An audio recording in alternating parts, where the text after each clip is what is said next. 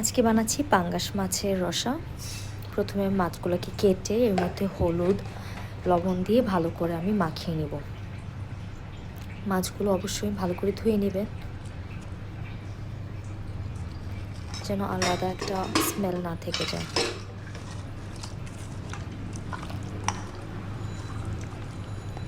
ভালো করে মাখানো হয়ে গেলে আমরা কড়াইয়ের মধ্যে তেল গরম করে নিব। আপনারা চাইলে ভাজার সময় সরষের তেল দিয়েও ভাজতে পারেন। আমি নর্মালি সানফ্লাওয়ার অয়েল দিয়েই ভাজি। মশলাগুলো ভালো করে যেন মাছের মধ্যে ঢুকতে পারে ওইভাবে ভালো করে মাখিয়ে নিব।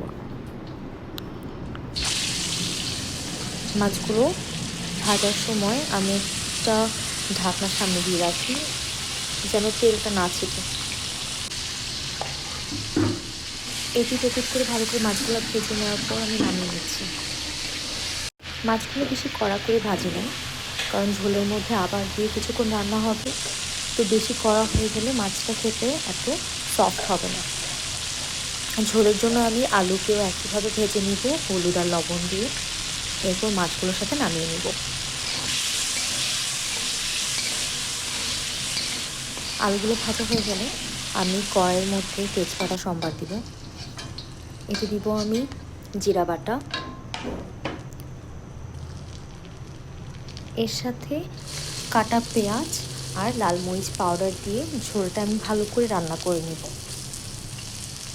পেঁয়াজগুলো একটু সফট হয়ে গেলে এতে আমি ভাজা মাছ আর আলুগুলো ঢেলে দিব। রসার জন্য আমার মূল কাজগুলো শেষ। ঝোলের জলটা একটু বাড়িয়ে আমি মাছগুলোকে রান্না হতে দিব।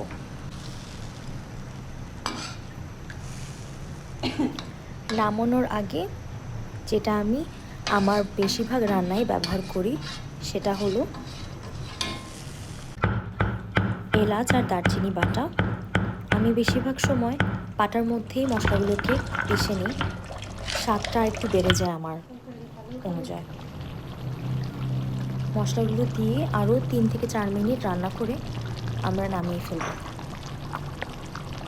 আমি ঝোলটা একটু পাতলাই পছন্দ করি। অবশ্যই ট্রাই করবেন এই রেসিপিটা। Thank you.